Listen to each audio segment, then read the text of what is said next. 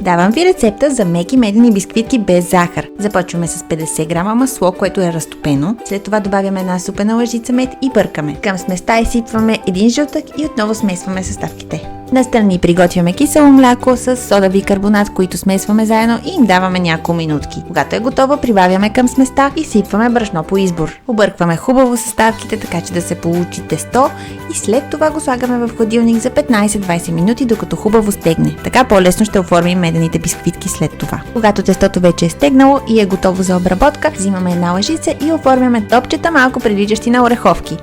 После ги редим в тава с хартия за печене и печем за 10-12 минути на 170-180 градуса, докато добият златист завършък. Най-хубавото на тези бисквитки е, че стават меки. А ако искате да ги съхраните такива до 4-5 дни, просто трябва да ги сложите в затворена кутия, където те ще запазят свежестта си. Добър апетит! За още такива рецепти посетете блога на Малки хапки. До скоро!